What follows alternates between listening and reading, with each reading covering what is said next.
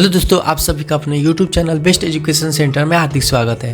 दोस्तों, आज हम पढ़ने वाले 10वीं क्लास की साइंस के चैप्टर 4 कार्बन एवं उसके यौगिक, जो कि रसायन शास्त्र का चौथा चैप्टर है और इसका हम पढ़ने वाले पार्ट 3। इससे पहले मैंने पार्ट 1 और पार्ट 2 में काफ़ी इंपॉर्टेंट क्वेश्चन मैंने करवा दिए है और यह हमारा अंतिम पार्ट होगा इस चैप्टर का, जो कि इसमें हम बहुत इंपॉर्टेंट क्वेश्चन पढ़ने वाले हैं और इम्पोर्टेंट चीज़ें सीखने वाले हैं जो एग्जाम में हमेशा पूछे जाते हैं। और वो क्या चीज़ हो सकती है, जैसे मान लो इलेक्ट्रॉन बिंदु संरचना हो गया है ना, या संरचनात्मक सूत्र हो गया, या फिर IUPAC नेम हो गया। ठीक है, तो इस प्रकार की सारी चीज़ें हम सीखेंगे। ठीक है, तो दोस्तों ये हमारा काफ़ी इंपॉर्टेंट क्वेश्चन होगा, तो इसको अच्छे से पढ़ना। ठीक है, और एक दो बार ये वीडियो को देख लेना ताकि अच्छे से याद हो जाए, या फिर क्या करना कि वीडियो को पॉज करके बीच बीच में और नोट्स तैयार करते रहना ताकि दोबारा याद करने में इजी हो। तो चलिए दोस्तों, पढ़ते हैं हमारा आज का पहला प्रश्न। दोस्तों क्वेश्चन देखो किस प्रकार से आता है, इनके सूत्र लिखने के लिए आते हैं। ठीक है, संरचनात्मक सूत्र हो गया या फिर आणविक सूत्र लिखने के लिए आता है। तो इसको डिटेल में हम समझते हैं बेसिक लेवल से, ताकि हमें आसानी से समझ में आए। तो दोस्तों पहला है कि संतृप्त हाइड्रोकार्बन, जिसमें एग्जाम्पल ले सकते हैं एल्केन ग्रुप के सूत्र और संरचनाएं लिखना है। तो सहसंयोजक एकल बंधन, सिंगल बॉन्ड होता है ना, कार्बन और कार्बन के परमाणुओं के बीच में क्या होता है, इनके बीच में सिंगल बॉन्ड होता है, यानी बंधन होता है। तो सहसंयोजक एकल बंधनों से जुड़े कार्बन एवं हाइड्रोजन के यौगिकों को संतृप्त हाइड्रोकार्बन कहा जाता है। जैसे एल्केन ग्रुप हो गया है ना। तो एल्केन का सामान्य रासायनिक सूत्र क्या होता है, CnH2n+2। ये मैंने टॉपिक पहले ही पढ़ा रखा है ना, डेफिनेशन पढ़ा दिया है। बाकी हम संरचनात्मक सूत्र पर ज़्यादा फोकस करेंगे। और ये देख लो क्या होता है कि जितने कार्बन लेंगे उससे डबल हाइड्रोजन होगा और +2 और अधिक होगा। जैसे मान के चलो कि कार्बन अगर 1 लेते हैं तो हाइड्रोजन क्या होगा, 1 का डबल कितना होता है 2, और +2 और कर दो यानी कि 4 हो जाएगा, है ना। तो कार्बन 1 और हाइड्रोजन 4, तो उसको हम क्या कहेंगे, मीथेन कहेंगे, है ना। मीथेन होता है CH4। और इथेन होता है जिसमें 2 कार्बन होते हैं और हाइड्रोजन क्या होगा, डबल से 2 अधिक, यानी 4 और +2 6 हो जाएगा।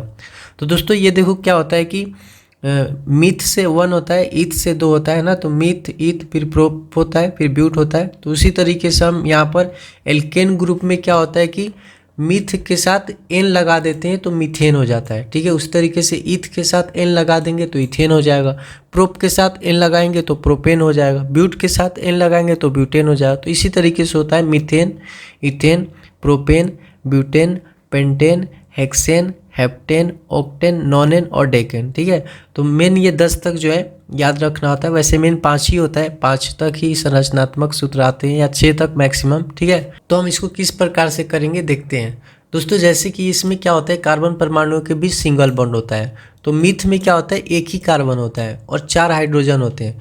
तो आपको मालूम होगा कि कार्बन की परमाणु संख्या कितनी होती है, 6। और इसका जब हम इलेक्ट्रॉनिक विन्यास करेंगे तो क्या आएगा, 2 और 4 आएगा, है ना। यानी बाहरी कक्षा में 4 इलेक्ट्रॉन होते हैं। तो इसीलिए 4 इलेक्ट्रॉन के लिए 4 सिंगल बॉन्ड यहाँ पर, एक यहाँ पर, एक यहाँ पर, एक यहाँ पर और एक यहाँ पर। ठीक है, तो चारों तरफ क्या होंगे कि एक एक हाइड्रोजन हम यहाँ पर एडजस्ट कर देंगे, क्योंकि हमें सिंगल बॉन्ड लगाना है। तो 4 हाइड्रोजन चाहिए ना, क्योंकि हाइड्रोजन के भी तो 1 इलेक्ट्रॉन होते हैं। तो एक एक इलेक्ट्रॉन का क्या करेंगे, आपस में ये साझा करेंगे, है ना। और इस प्रकार से मीथेन का निर्माण होता है, राइट। चलो नेक्स्ट में भी फिर से समझ लेते हैं। नेक्स्ट होता है इथेन।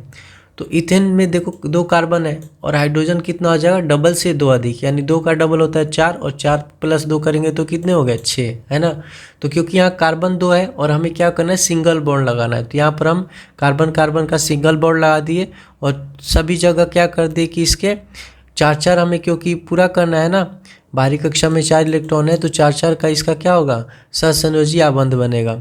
तो हाइड्रोजन के इलेक्ट्रॉन यहाँ पर, 1 इलेक्ट्रॉन यहाँ पर, 1 इलेक्ट्रॉन यहाँ पर और 1 यहाँ पर कार्बन के साथ, यानी कि इसके 4 पूरा हो गया। और उसी तरीके से यहाँ पर भी कार्बन के 3 हाइड्रोजन और इस कार्बन का रिलेशन, तो ये 4 हो गया, है ना। तो इस प्रकार से C2 और H6 जो प्रिपेयर होता है, ठीक है, ये इथेन होता है। उस तरीके से प्रोपेन में क्या होता है कि 3 कार्बन परमाणु होते हैं और 3 का डबल 6 होता है, और 6 में +2 करेंगे तो 8 हो जाएगा। तो C3H8 होता है प्रोपेन का। ब्यूटेन का होता है C4H10, है ना, 4 का डबल 8 और +2। पेंटेन का होता है C5H12, 5 का डबल 10 और 10 में +2 करेंगे तो ठीक है 12 हो जाएगा, राइट। तो इस तरीके से अब इसका भी उसी तरीके से देखो संरचनात्मक सूत्र करेंगे कि 3 कार्बन है तो 3 कार्बन सिंगल बॉन्ड के साथ जोड़ेंगे और बाकी सभी जगह चार चार हमें इलेक्ट्रॉन पूरा करना है ना, साझा करना है, तो इस तरीके से चारों तरफ से एक एक हाइड्रोजन हम ऐड कर देंगे। और ये टोटल कितने हाइड्रोजन होने चाहिए काउंट करके आप देख सकते हो कि C3H8 है, तो देखो 1 2 3 3 कार्बन हो गया। हाइड्रोजन देखो यहाँ पर 1 2 3 और नीचे भी है 1 2 3 6 हो गए, और एक यहाँ पर 7 और एक यहाँ पर हो गया 8, राइट। उस तरीके से ब्यूटेन में हम 4 कार्बन लेंगे, पेंटेन में 5 कार्बन लेंगे। उस तरीके से अगर हेक्सेन का आता है तो 6 लेते है ना। तो इस प्रकार से हम एल्केन ग्रुप के आणविक सूत्र और संरचनात्मक सूत्र लिख सकते हैं, राइट। चलिए पढ़ते हैं नेक्स्ट है कि असंतृप्त हाइड्रोकार्बन, यानी उसमें कौन कौन आते हैं, एल्कीन और एल्काइन। एल्कीन होता है डबल बॉन्ड वाला और एल्काइन होता है ट्रिपल बॉन्ड वाला, राइट, यानी 2 बंधन और त्रिबंध वाले। तो इसके भी उसी तरीके से सूत्र और संरचनाएं हम समझेंगे। तो दोस्तों क्या होता है कि खुली श्रृंखला वाले वे हाइड्रोकार्बन जिनमें कार्बन परमाणुओं के बीच द्विबंधन या फिर त्रिबंधन उपस्थित होते हैं, तो क्या होते हैं, असंतृप्त हाइड्रोकार्बन होते हैं। यानी कि इनमें कार्बन की संख्या जो होती है ना हाइड्रोजन के कंपैरिजन में अधिक होती है, तो इस तरीके से इसलिए ये असंतृप्त हाइड्रोकार्बन होते हैं। तो द्विबंधन वाले हाइड्रोकार्बन को एल्कीन कहते हैं और इसका सामान्य सूत्र क्या होता है, CnH2n, यानी कि जितना कार्बन है उसका ठीक डबल हाइड्रोजन होगा। एल्केन में क्या होता था, 2 अधिक भी होता था, लेकिन यहाँ पर सिर्फ डबल होगा। जैसे इसको लिखेंगे इथीन या फिर एथीन लिखा जाता है, देख सकते हो यहाँ पे कार्बन के 2 परमाणु, तो 2 का डबल कितना होता है, 4, हाइड्रोजन 4 हो गया। प्रोपीन उसी तरीके से, इन यहाँ पर, ठीक है, यहाँ पे इन देखिए यहाँ पे क्या होता है कि हम, क्योंकि ये एल्कीन ग्रुप है तो इसका इन जो है ना, इथ में इन लग गया तो इथीन हो गया, प्रोप में इन लग गया तो प्रोपीन हो गया, राइट। इसके बीच में क्या होता है कि डबल बॉन्ड होता है ना। उसी प्रकार से त्रिबंध, ठीक है, double bond, single bond, alkane, alkyne, alkene, इन सब के बारे में मैंने पहले पार्ट में ये जो है क्लियरली बता दिया है। तो अगर आपने उस वीडियो को नहीं देखा है तो जाकर वहाँ पे इनके बारे में जो डिफरेंस मैंने करवाया है देख लेना, क्लियर हो जाएगा। तो उसी प्रकार से त्रिबंधन वाले हाइड्रोकार्बन को एल्काइन कहा जाता है। तो यहाँ पे क्या लगेगा, आइन लगेगा, यानी इथ में हो जाएगा इथाइन, है ना, प्रोप में हो जाएगा प्रोपाइन, ब्यूट में हो जाएगा ब्यूटाइन, इस तरीके से, राइट। तो इसका समान रासायनिक सूत्र क्या होता है कि डबल में 2 कम होता है यहाँ पे, ठीक है। जो एल्केन होता है उसमें 2 अधिक था, एल्कीन होता है जो मात्र डबल होता है, और एल्काइन में 2 कम ही हो जाता है। यानी कि अगर हम कार्बन 2 लेते हैं तो 2 का डबल 4 हो गया, और 4 में से 2 कम कर देंगे तो 2 ही बच गया, यानी कि जितने कार्बन और जितने हाइड्रोजन है, ठीक है, C2H2, तो ये हुए एथाइन।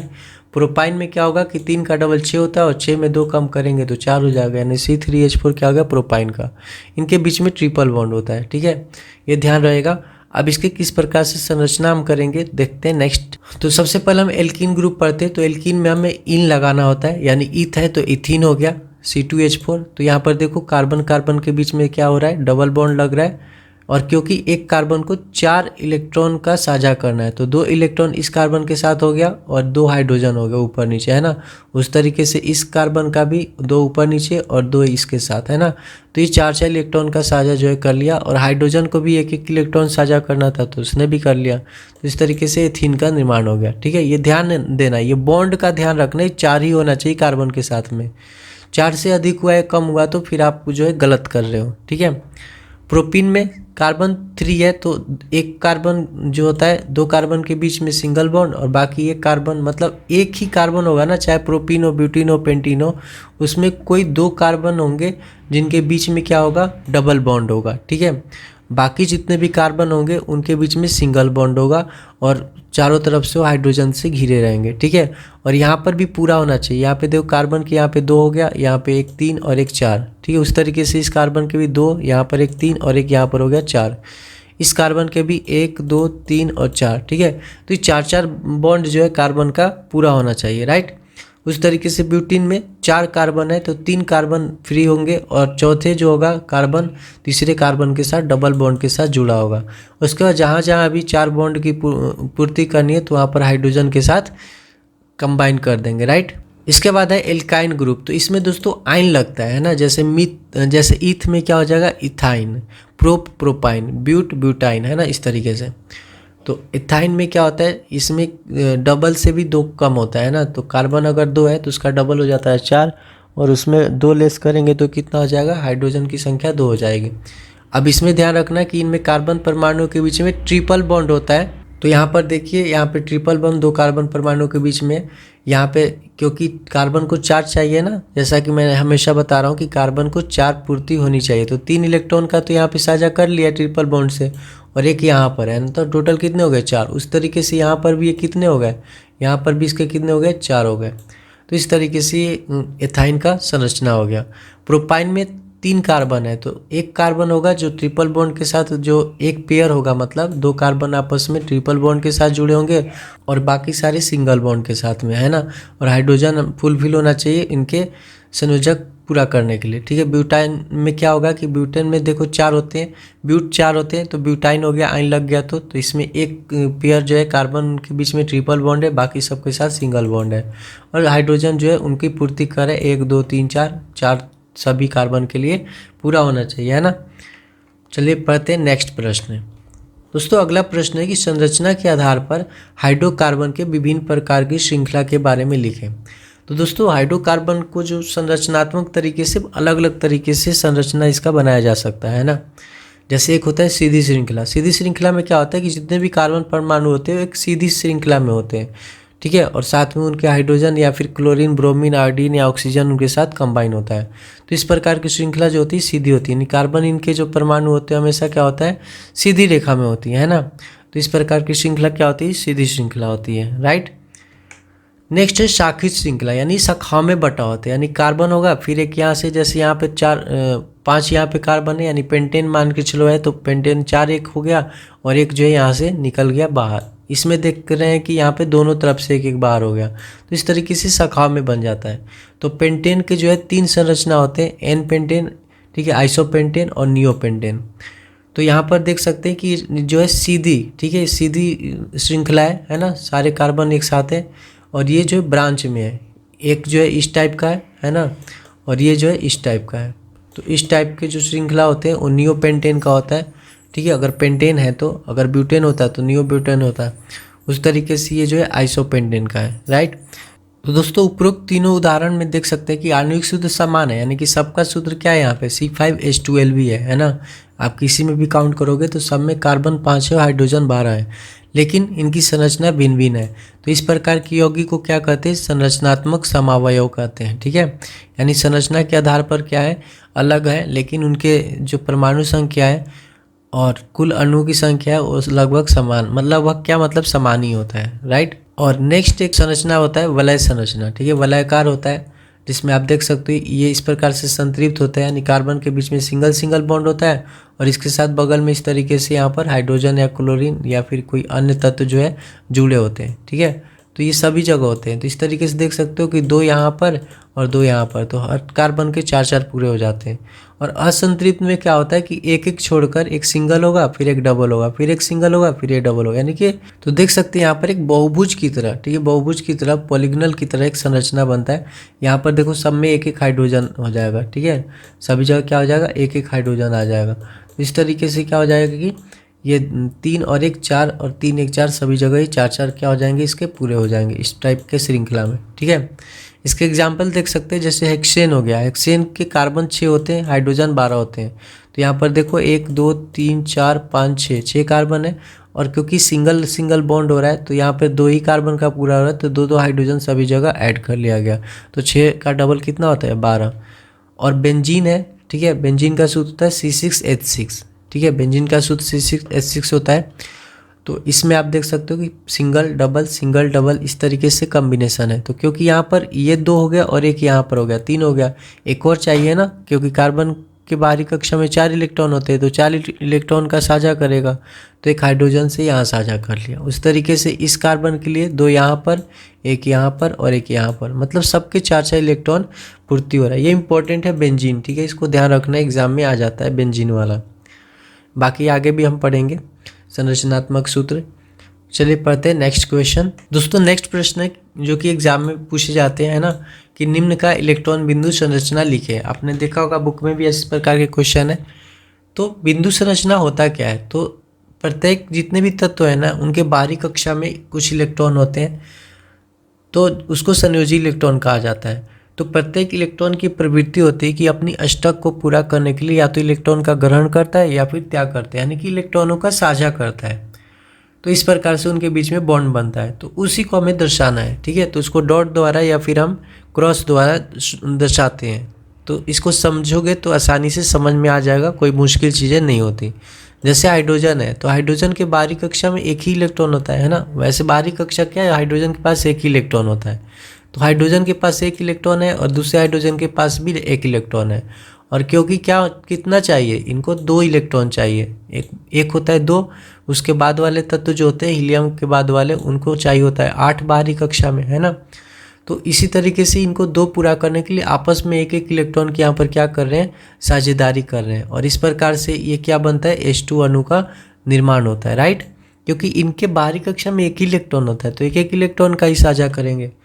उस तरीके से यहाँ पर देख रहे हैं कार्बन डाइऑक्साइड है ना, CO2। तो कार्बन की जो परमाणु संख्या होती है 6 होती है, और इसके बाहरी कक्षा में अगर इलेक्ट्रॉनिक विन्यास करें तो 2, उसके बाद दोस्तों आएगा 4, है ना। तो 2 और 4 यानी बाहरी कक्षा में 4 इलेक्ट्रॉन होते हैं। तो आप देख सकते हो कि 2 जो है यहाँ से साझा कर रहा है ना, और 2 यहाँ से। तो इस तरीके से 4 इधर और 4 इधर, तो इस कार्बन को 8 मिल गया, है ना। उस तरीके से ऑक्सीजन के बाहरी कक्षा में 6 इलेक्ट्रॉन होते हैं, है ना। तो इसे 2 और चाहिए, ठीक है। तो 2 इसका, इस कार्बन का 2 ले लिया, और ये वाला ऑक्सीजन इसका 2 इलेक्ट्रॉन ले लिया, है ना, साझा कर लिया। तो यहाँ पर 2 2 4 और यहाँ पे 4, यानी कि 8 ऑक्सीजन का पूरा हो गया, और इधर 8 ऑक्सीजन का पूरा हो गया। यानी कि हर कंडीशन में क्या होना चाहिए कि 8 इलेक्ट्रॉन फुलफिल होना चाहिए। अगर 8 इलेक्ट्रॉन ये सर्कल में अगर नहीं बन पा रहे तो आपका गलत हो रहा है ना। उस तरीके से O2 के लिए अब हम देख लेते हैं कि ऑक्सीजन के बाहरी कक्षा में जो है 6 इलेक्ट्रॉन होते हैं, यानी कि इनको 2 इलेक्ट्रॉन चाहिए। तो 2 इलेक्ट्रॉन का आपस में देखो साझा कर रहे हैं। ये 2 इलेक्ट्रॉन का साझा कर रहा है, और ये भी 2 इलेक्ट्रॉन का साझा कर रहा है। तो इस तरीके से 2 यहाँ पर, 2 यहाँ पर, 4 और 4 यहाँ पर, यानी पूरा मिलाकर इस सर्कल में कितने हो गए, 8, यानी स्टक पूरा हो गया। उसी तरीके से इस ऑक्सीजन के लिए भी देखोगे तो कितना हो गया, 8 पूरा हो गया ना। 2 2 4 2 6 और 2 8, है ना। तो इस तरीके से इलेक्ट्रॉन बिंदु संरचना बनता है। नाइट्रोजन के बाहरी कक्षा में 5 इलेक्ट्रॉन होते हैं, क्योंकि नाइट्रोजन के आपको मालूम होगा कि नाइट्रोजन का जो परमाणु संख्या होता है वो 7 होता है। तो इसका इलेक्ट्रॉनिक विन्यास करेंगे तो 2 और 5 आएगा। तो बाहरी कक्षा में 5 इलेक्ट्रॉन है, इसको 3 इलेक्ट्रॉन की साझा करनी होती है, तभी तो 8 पूरा होगा ना। तो 3 इलेक्ट्रॉन ये नाइट्रोजन अपना साझा करता है, और ये 3 इलेक्ट्रॉन अपना नाइट्रोजन साझा करता है। इस तरीके से देख सकते हो कि 6 यहाँ पर और 2 यहाँ पर, तो 8 इसका पूरा हो गया। उसका भी क्या हुआ, 6 यहाँ पर 2 8 पूरा हो गया, ठीक है। और इसके बाद देखो सल्फर का होता है। सल्फर जो होता है इस तरीके से ही बना सकते हो, या फिर इसमें एक शेप जो होता है, मतलब कह सकते हो कि डिफरेंट साइडेज वाले होते हैं, तो वो भी बना सकते हो। तो सल्फर का जो सूत्र होता है, ठीक है, और इसका जो परमाणु संख्या होता है S16 होता है ना, 16 होता है। तो इसके बाहरी कक्षा में 6 इलेक्ट्रॉन होते हैं, इसको भी 2 का साझा करना है। तो आप देख सकते हो सभी जगह 2 इलेक्ट्रॉन का क्या कर रहा है, साझा कर रहा है। और ये टोटल कितने इलेक्ट्रॉन है, 8 है, क्योंकि ये सेट है ना। तो इस प्रकार से हम सल्फर के बिंदु संरचना करेंगे। आई होप आपको ये समझ में आ गया होगा, है ना। नहीं तो फिर से एक बार बैक करके देख लो, क्लियर हो जाएगा। और भी करते हैं इसके, फिर और क्लियर हो जाए। इस तरीके से मान लो कि एग्जाम में आ सकता है एथेनोइक अम्ल। तो एथेनोइक अम्ल का सूत्र होता है CH3COOH, है ना। तो यहाँ पर आप देख सकते हो कि एक कार्बन के साथ हाइड्रोजन के 3 परमाणु, है ना। उसके बाद ये जो हो गया COOH वाला पार्ट है, तो इसके साथ अभिक्रिया मतलब इलेक्ट्रॉन बिंदु संरचना बनाया जा रहा है। सब में देखोगे कि सबका स्टक पूरा हो रहा है ना। उसके बाद H2S का है, तो सल्फर का भी हमने जैसे देखा कि बाहरी कक्षा में 6 इलेक्ट्रॉन होते हैं, तो एक इसका ले लिया और एक इलेक्ट्रॉन जो है इसका ले लिया। तो इस तरीके से 8 इलेक्ट्रॉन सल्फर का पूरा हो गया, है ना। प्रोपेनॉन, ठीक है, प्रोपेनॉन का सूत्र होता है CH3COCH3। तो यहाँ पे एक CH3 ये पार्ट हो गया, है ना। ये आपस में इलेक्ट्रॉनिक बॉन्ड बना रहे हैं, और ये हो गया दूसरा CH3, और बीच में क्या हो गया, ये CO वाला पार्ट, है ना। और सारे जो है फुलफिल है, सबके अष्टक पूरा हो चुके हैं। उसके बाद फ्लोरीन है F2, ठीक है। तो फ्लोरीन भी क्या है कि इसमें भी देखो एक एक इलेक्ट्रॉन का साझा कर रहे हैं, है ना। तो एक ये भी ध्यान रखना कि जो एक एक इलेक्ट्रॉन की साझा करते हैं तो सिंगल बॉन्ड बनाते हैं, 2 इलेक्ट्रॉन की साझा करेंगे तो डबल बॉन्ड बनाएंगे, और 3 इलेक्ट्रॉन की साझा हो जाएगा तो ट्रिपल बॉन्ड बनता है, ठीक है। यानी कि यहाँ पे फ्लोरीन के बीच में क्या बनेगा, सिंगल बॉन्ड बनेगा, है ना। फ्लोरीन के बीच में क्या बनेगा, सिंगल बॉन्ड बनेगा, राइट। चलिए नेक्स्ट क्वेश्चन पढ़ते हैं। नेक्स्ट क्वेश्चन है कि प्रक्रियात्मक समूह किसे कहते हैं, सूत्र सहित लिखें। तो दोस्तों क्या होता है कि अलग अलग प्रकार के तत्व होते हैं, ठीक है, वो अलग अलग प्रकार के आबंध बनाते हैं। तो उसके लिए एक समूह बनता है। तो इसमें किस प्रकार से लिखेंगे, कार्बन अन्य तत्वों जैसे हैलोजन, ऑक्सीजन, नाइट्रोजन तथा सल्फर के साथ भी आबंध बनाता है ना, यानी कि अभिक्रिया करता है। तो हाइड्रोकार्बन श्रृंखला में यह तत्व एक या अधिक हाइड्रोजन को इस प्रकार प्रतिस्थापित करते हैं, यानी कि देखो हाइड्रोकार्बन होता है ना, तो उसके हाइड्रोजन को क्या करेगा, हटा देगा, प्रतिस्थापित करेगा, और उसके जगह पे क्या होगा कि या तो हैलोजन आ जाएगा, हैलोजन का मतलब क्लोरीन, ब्रोमीन, आयोडीन, राइट, या फिर ऑक्सीजन आ जाएगा, या फिर नाइट्रोजन आ जाएगा, या फिर उसके स्थान पे सल्फर आ जाएगा, है ना। तो प्रतिस्थापित करते हैं तो इनकी जो कार्बन को संयोजकता संतुष्ट रहती है ना। तो इस प्रकार के मतलब कि अगर प्रतिस्थापित करें और ये सारे अगर तत्व भी आए तो भी क्या होगा, संयोजकता कार्बन की संतुष्टि रहती है। तो इस प्रकार के तत्व को विषम परमाणु कहते हैं, और ये विषम परमाणु कार्बनिक यौगिकों को विशेष गुण प्रदान करते हैं। इस प्रकार से बने समूह को क्या कहते हैं, प्रक्रियात्मक समूह कहते हैं। और ये बहुत इंपॉर्टेंट है क्योंकि इससे रिलेटेड जो है आपके एग्जाम में संरचनात्मक सूत्र आते हैं, ठीक है। तो देखते हैं किस किस प्रकार के प्रक्रियात्मक समूह होते हैं। जैसे दोस्तों हमारे पास है एक क्लोरीन, ब्रोमीन, आयोडीन कह सकते हो, यानी हैलोजन है, ठीक है। तो हैलोजन को सिंगल बॉन्ड के साथ क्लोरीन, ब्रोमीन, आयोडीन, यानी कि एक हाइड्रोजन परमाणु विस्थापित करके और स्थान ले लेता है। उस तरीके से ऑक्सीजन रहित कौन कौन होता है, अल्कोहल, ठीक है, इसमें OH होता है। एल्डिहाइड COH होता है, ठीक है। कीटोन CO होता है। कार्बोक्सिलिक अम्ल में COOH होता है। इनके बारे में हम डिटेल में आगे पढ़ेंगे। एल्कीन समूह में आपको मालूम होगा डबल बॉन्ड होता है, और एल्काइन में ट्रिपल बॉन्ड होता है। इन सब के बारे में सही से हम डिटेल अगले क्वेश्चंस में पढ़ेंगे। दोस्तों देखो क्या होता है, नेक्स्ट क्वेश्चन यही है, इसी टाइप के कि हैलोजन जो है किस प्रकार से प्रतिस्थापित करेगा। सबसे पहले देखो कि इसको लिखेंगे कैसे। जैसे हैलोजन क्या हो गया, क्लोरीन, तो क्लोरीन के लिए हम क्या लगाएंगे, क्लोरो, ब्रोमीन के लिए ब्रोमो, आयोडीन के लिए आयोडो, है ना। तो किस तरीके से लिखेंगे, अगर प्रोपेन के साथ है तो क्लोरोप्रोपेन, ब्यूटेन के साथ है तो क्लोरोब्यूटेन, या फिर ब्रोमोब्यूटेन, है ना। तो यहाँ पे देख सकते हो दोस्तों, प्रोपेन का सूत्र क्या होता है, C3H8 होता है ना। लेकिन यहाँ पर आप देखोगे हाइड्रोजन साथ ही है, क्यों, क्योंकि एक हाइड्रोजन विस्थापित करके और उसके जगह पे कौन आ गया, क्लोरीन आ गया, राइट। तो इस तरीके से क्लोरोप्रोपेन तैयार हो गया, समझ रहे हो ना। आपको मालूम होगा ना प्रोपेन का सूत्र क्या होता है, C3H8 होता है, लेकिन यहाँ पर हाइड्रोजन आपको 7 नजर आ रहे हैं, क्यों, क्योंकि एक हाइड्रोजन क्लोरीन ने विस्थापित कर दिया और उसका स्थान ले लिया, और इस प्रकार से इसका क्या नाम हो गया, क्लोरोप्रोपेन। क्योंकि कार्बन 3 है तो 3 के लिए प्रोप होता है, राइट। और सभी जगह क्योंकि सिंगल बॉन्ड है तो सिंगल बॉन्ड में N लगता है ना, एल्केन ग्रुप का है तो, राइट। दूसरा है अल्कोहल, तो अल्कोहल का यहाँ पर OH लगता है ना। और अनुलग्न क्या होता है, OL। देखो पूर्वलग्न मतलब ये पहले लगेंगे, क्लोरो जैसे क्लोरोप्रोपेन हो गया, और अनुलग्न का मतलब बाद में लगेगा, जैसे प्रोपेन में ओल लग गया तो प्रोपेनॉल हो गया, राइट। तो अल्कोहल, अल्कोहल, हॉल, ऑल देख ही रहे हो ना, ऑल, तो यहाँ पे प्रोपेनॉल हो जाएगा, ठीक है। इसको ऐसे भी लिखा जा सकता है, प्रोपेनॉल। तो क्योंकि प्रोपेन है तो 3 कार्बन तो होगा ही, और क्या करेगा, एक हाइड्रोजन को यहाँ पर भी उसी तरीके से जिस प्रकार से क्लोरीन ने विस्थापित किया था, यहाँ पर OH यानी अल्कोहल ने विस्थापित करके और प्रोपेनॉल का निर्माण कर दिया। तो इस प्रकार के एग्जाम में आते हैं कि प्रोपेनॉल का संरचनात्मक सूत्र लिखे, है ना। चलिए इसी प्रकार से और देखते हैं। तीसरा है एल्डिहाइड, ठीक है। एल्डिहाइड क्या होता है, COH इसका सूत्र होता है ना। और L, तो ये L लगता है, ठीक है, जैसे प्रोपेनॉल, ठीक है, प्रोपेनॉल होता है, ब्यूटेनॉल होता है। तो इस तरीके से प्रोपेनॉल, ब्यूटेनॉल, पेंटेनॉल हम बनाएंगे। इसके बाद कीटोन आता है तो CO होता है, और इसमें कीटोन ओन लगाना है, ठीक है, जैसे प्रोपेनोन, ब्यूटेनोन, पेंटेनोन, है ना। देखो कार्बन के 3 परमाणु है, क्योंकि हमें एक ऑक्सीजन लगाना है, तो यहाँ पे ऑक्सीजन ला कर ये 4 इसका बॉन्ड पूरा हो गया, यानी अब यहाँ पर कोई हाइड्रोजन नहीं लगेगा, है ना। और यहाँ पर फिर यहाँ पर CH3 और CH3 यूज़ किया गया है ना। नेक्स्ट देखते हैं कार्बोक्सिलिक अम्ल, तो कार्बोक्सिलिक अम्ल का सूत्र होता है COOH, है ना। तो दोस्तों इसमें क्या होता है, ओइक लगा होता है, यानी कि जैसे प्रोपेनोइक हो गया, इथेनोइक हो गया, ब्यूटेनोइक हो गया, है ना। तो ओइक एसिड जितना भी होता है कार्बोक्सिलिक ग्रुप का होता है, ठीक है। तो यहाँ पर कार्बन के 3 परमाणु है, प्रोपेन है तो, राइट। COOH चाहिए, तो यहाँ पे देखो COOH पूरा हो गया, है ना। और बाकी इन कार्बन के साथ में 4 बॉन्ड जो है यहाँ पर हमें पूरा कर लेते हैं, ठीक है। तो इसको इस प्रकार से संरचनात्मक सूत्र तैयार करेंगे। इसके बाद एल्केन है, सिंपल सा ये तो है, सिंगल बॉन्ड यूज़ किया जाता है, इसमें एन लगाया जाता है, जैसे एन प्रोपेन हो गया है ना, ब्यूटेन, पेंटेन है ना। कार्बन के 3 परमाणु होंगे, प्रोप है तो, और सभी जगह क्योंकि सिंगल बॉन्ड होता है तो यहाँ पर कितने होंगे, प्रोपेन। एल्केन का सूत्र मालूम है ना, क्या होता है, CnH2n+2। तो कार्बन 3 है तो क्या होगा, हाइड्रोजन कितने होंगे, डबल से 2 अधिक, यानी कि 6 और 2 8 होना चाहिए। तो देखो यहाँ पर 3 है, 3 नीचे है, और एक यहाँ पर और एक यहाँ पर, यानी 8 हो गए, राइट। उस तरीके से एल्कीन ग्रुप में क्या होता है, डबल बॉन्ड लगता है ना।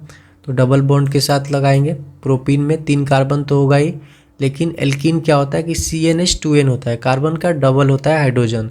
तो यहाँ पर 3 के डबल 6 होता है, तो देखो यहाँ पे 1 2 3 4 5 6 हाइड्रोजन है, राइट। तो इस प्रकार से हम एल्कीन ग्रुप को यूज़ करेंगे, और इसमें इन लगता है, जैसे प्रोपीन हो गया, ठीक है, ब्यूटीन हो गया। एल्काइन में क्या होता है, ट्रिपल बॉन्ड लगता है ना, और इसमें क्या जोड़ते हैं, आइन, जैसे प्रोपाइन, ब्यूटाइन, पेंटाइन, राइट। तो एक कार्बन परमाणु के बीच में ट्रिपल बॉन्ड लगेगा, बाकी के साथ सिंगल बॉन्ड लगता है, राइट। तो इस प्रकार से आई होप आपको ये समझ में आ गया होगा।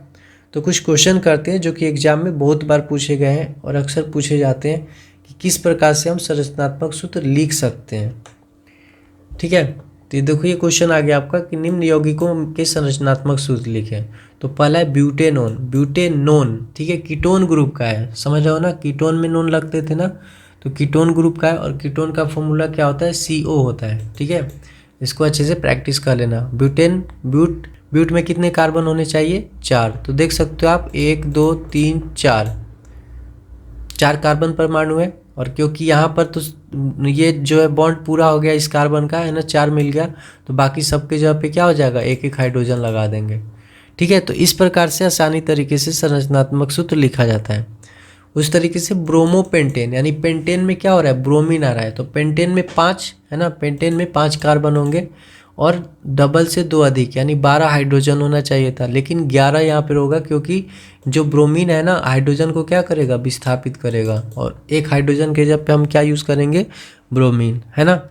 उस तरीके से एथेनोइक अम्ल करना है, तो ओइक है ना, ओइक अम्ल है ना, तो इसमें COOH लगता है, ठीक है। तो यहाँ पर बाकी के साथ एथेन है, ठीक है, एथेन, ठीक है, मीथेन के बाद एथेन आता है ना, तो यहाँ पे 2 कार्बन है, तो यहाँ पे देखो 2 कार्बन यूज हो रखा है, राइट। इसके बाद आपका आता है मेथेनॉल, ठीक है, मेथेनॉल, ऑल अल्कोहल वाला है ना, तो यहाँ देखो OH है, बाकी कार्बन के साथ यहाँ पर 3 हाइड्रोजन है, ठीक है। मीथेन है तो जाहिर सी बात है कार्बन एक ही होगा ना। इसके बाद मैथेनोइक अम्ल है, यहाँ पर भी कार्बन एक ही होगा, लेकिन यहाँ पर ओइक आ गया है ना, तो इस तरीके से इसका संरचना करेंगे, राइट। दोस्तों नेक्स्ट प्रश्न आ रहा है कि निम्न यौगिकों के IUPAC नाम लिखें, ठीक है। ये भी आता है एग्जाम में, आपके साथ ये जो है लिखा होगा, और आपका इनका IUPAC नेम लिखना होगा, यानी इनके कैटेगरीज लिखने होंगे किस ग्रुप में है। ऑब्जेक्टिव में आ भी सकता है ये भी क्वेश्चन कि IUPAC का फुल फॉर्म क्या होता है, तो इसका फुल फॉर्म होता है I for international, U for union, of, P for pure, and और A फॉर अप्लाइड, और C फॉर केमिस्ट्री, ठीक है, यानी international union of pure and applied chemistry, ठीक है। IUPAC का फुल फॉर्म होता है, याद करना, ठीक है, याद रखना। तो इसमें आपके पास ये दिए रहेंगे आपको, ठीक है, ये इसका आंसर है, IUPAC नेम है, तो मेथिल अल्कोहल है ना, तो मेथिल और अल्कोहल, तो अल्कोहल के लिए क्या लगता है, ऑल, और ये क्या है, मेथिल यानी मीथेन, तो मेथेनॉल हो जाएगा, right, methane all, methanol. Formaldehyde, ठीक है, एल्डिहाइड ग्रुप का है, तो ये अल लगता है, मेथेनॉल हो जाएगा। फॉर्मिक अम्ल, ठीक है, फॉर्मिक अम्ल, कार्बोक्सिलिक अम्ल, ठीक है, ये सारे ग्रुप होते हैं ओइक एसिड का, यानी मेथेनोइक हो जाएगा। एसिटिक अम्ल, तो एसिटिक अम्ल जो होगा एथेनोइक अम्ल में आएगा। इसी प्रकार मेथिल एसीटेट, एसीटेट है ये, तो ये मेथिल एथेनोएट होता है, ठीक है। तो इसको ध्यान में रखना, इंपॉर्टेंट जितने भी थे वो मैंने आपके लिए यहाँ पे लिख दिया है, ये इनके IUPAC नेम होते हैं, ठीक है। नेक्स्ट प्रश्न करते हैं। नेक्स्ट प्रश्न है कि उपचायक क्या है, 2 उपचायकों के नाम बताएं। तो दोस्तों उपचायक वे पदार्थ होते हैं जो स्वयं अपचयित होकर, है ना, खुद अपचयित होते हैं और दूसरे पदार्थ को क्या करते हैं, उपचयित करते हैं, तो इसलिए इनका नाम क्या पड़ गया, उपचायक, क्योंकि दूसरों को उपचयित कर रहे हैं, है ना। और 2 उपचायक का नाम अगर लिखने के लिए आएगा तो ऑक्सीजन और क्लोरीन लिख लेना। ये उपचायक जो होते हैं वो अधातु ही होते हैं, ठीक है, जितने भी अधातु होते हैं वो उपचायक होते हैं। उसके बाद अगला प्रश्न है जो कि इम्पोर्टेंट है, योगशील अभिक्रिया किसे कहते हैं, उदाहरण भी लिखें।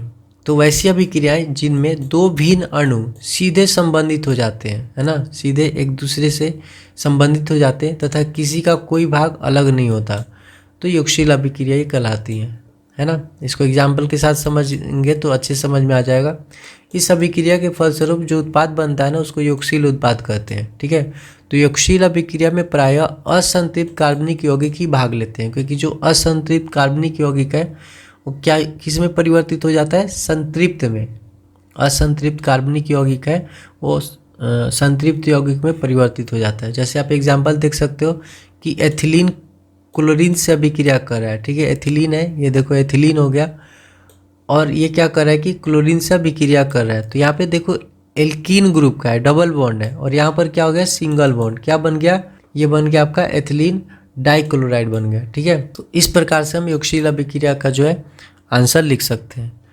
नेक्स्ट प्रश्न है कि जो कि इसको कह सकते हैं कि बीबीआई क्वेश्चन है, ठीक है, जो आपके एग्जाम के पॉइंट ऑफ व्यू से बहुत इंपॉर्टेंट है, और ये क्वेश्चन कई बार पूछे जा चुके हैं, ठीक है, और ये हमारा आज का आखिरी प्रश्न भी होगा। तो दोस्तों ये क्वेश्चन क्या है कि भौतिक एवं रासायनिक गुणों के आधार पर एथेनॉल और एथेनोइक अम्ल में क्या अंतर है ना। भौतिक के गुण के आधार पर भी और आपको रासायनिक गुण के आधार पर भी बताना है। तो मैंने आपको दोनों प्रकार के बता रखे हैं इसमें, तो इसको नोट कर लेना और अच्छे से माइंड में इसको सेट कर लेना, क्योंकि एग्जाम में 100% ये आएगा, ठीक है। तो क्वेश्चन क्या है कि एथेनॉल, ठीक है, एथेनॉल यहाँ पर एक टेबल के जो है कॉलम में लिखेंगे और एक में एथेनोइक अम्ल, ये भौतिक गुणधर्म है ना। तो एथेनॉल जो होता है यह रंगहीन होता है, यानी कि कलरलेस होता है, और इस स्वाद में कैसा होता है, जलने जैसा होता है, जैसे कुछ जल रहा हो, ठीक है। उसके बाद एथेनोइक अम्ल क्या होता है कि ये रंगहीन होता है, ठीक है, ये भी रंगहीन होता है, लेकिन स्वाद में क्या होता है, खट्टा होता है, ठीक है, सिरके जैसा होता है, ठीक है। एथेनॉल का जो क्वथनांक होता है यानी बॉइलिंग पॉइंट होता है वो 351 केल्विन होता है, जबकि एथेनोइक अम्ल का जो क्वथनांक होता है वो 391। एथेनोइक बड़ा नाम है ना, तो इसकी वैल्यू बड़ी होगी, यहाँ पे 51 है, यहाँ पे 91 हो जाएगा, है ना। ये बस जो है ट्रिक याद रख लेना। यह एल्कोहलिक समूह का होता है ना, एल्कोहलिक समूह का एथेनॉल होता है, ऑल लगता है ना अल्कोहल में, और ये कौन सा है, कार्बोक्सिलिक अम्ल में, उसी में एक लगता है ना, वही अम्ल, तो ये कार्बोक्सिलिक अम्ल यानी COOH समूह का होता है। तो ये हो गए इसके भौतिक गुणधर्म। अब इसके रासायनिक गुणधर्म किस प्रकार से लिखोगे, तो सबसे पहला है कि यह क्षार से अभिक्रिया नहीं करता, कौन, एथेनॉल, एथेनॉल क्षार से अभिक्रिया नहीं करता, और एथेनोइक अम्ल जो है क्षार से अभिक्रिया करता है और लवण बनाता है, क्योंकि अम्ल है ना, तो आपको मालूम है कि अम्ल क्षार से अभिक्रिया करके क्या कर सकता है, लवण ही बना सकता है, राइट। तो अम्ल क्षार से अभिक्रिया, एथेनोइक अम्ल लवण क्षार से अभिक्रिया करके लवण का निर्माण करता है, जबकि एथेनॉल जो है वो क्षार से अभिक्रिया नहीं करता, क्योंकि ऑलरेडी क्षारक है, ठीक है, ये ऑलरेडी क्षारक है, तो क्षारक क्षार से अभिक्रिया करेगा तो क्या बनाएगा, कुछ नहीं, क्षारक ही रहेगा ना, राइट। अच्छा, दूसरा आप लिखोगे कि यह Na2CO3 यानी सोडियम कार्बोनेट और सोडियम बाइकार्बोनेट से अभिक्रिया नहीं करता, कौन, एथेनॉल, जबकि एथेनोइक अम्ल जो है इनसे अभिक्रिया करके कार्बन डाइऑक्साइड गैस मुक्त करता है, ठीक है। तीसरा आप अंतर लिखोगे, ये सब रासायनिक गुणधर्म है ना। तीसरा आप लिखोगे कि यह शांत सल्फ्यूरिक अम्ल H2SO4 से 140 डिग्री सेल्सियस पर क्या बनाता है, ईथर, और 170 डिग्री सेल्सियस पर क्या बनता है, एथीन बनाता है, ठीक है। एथेनॉल से जब हम सल्फ्यूरिक अम्ल के साथ अभिक्रिया कराएंगे और 140 डिग्री सेल्सियस पर गर्म करेंगे तो ईथर बन जाएगा, और 170 डिग्री पे फिर गर्म करेंगे तो एथीन बन जाएगा, ठीक है। जबकि एथेनोइक अम्ल जो है, क्योंकि ये तो ऑलरेडी अम्ल है, तो ये सल्फ्यूरिक अम्ल से अभिक्रिया नहीं करता, है ना। तो दोस्तों आज के लिए इतना ही, ये हमारा चौथे चैप्टर के जितने भी इंपॉर्टेंट क्वेश्चन थे उसका अंतिम पार्ट था। इस चौथे चैप्टर के जितने भी ऑब्जेक्टिव क्वेश्चन है उसका जो है अगले पार्ट में मैं आपको वीडियो प्रोवाइड करा दूंगा। तो इन सारे क्वेश्चन को जो आज हमने इम्पोर्टेंट पढ़ा उन सबको एक अच्छे से नोटबुक तैयार कर लेना, ताकि आपको याद करने में कोई दिक्कत ना हो, और नहीं तो आप यूट्यूब चैनल पे हमारे इस चैनल पर आकर, ठीक है, क्योंकि आपका ही चैनल है, जब मर्जी आओ और इसमें रिवीजन कर सकते हो, इससे बाहर क्वेश्चन नहीं आते, ठीक है। इसी में से आपके तोड़ के मिक्स करके या फिर सेम टू सेम यही क्वेश्चन एग्जैक्ट आते हैं एग्जाम में, ठीक है। आप प्रीवियस ईयर के क्वेश्चन देख लेना, सिंपल पेपर देख लेना, ठीक है, आपको ये सारे क्वेश्चन मिल जाएंगे, राइट। तो दोस्तों फिर मिलते हैं नेक्स्ट वीडियो में, तब तक के लिए बाय बाय दोस्तों। जय हिंद।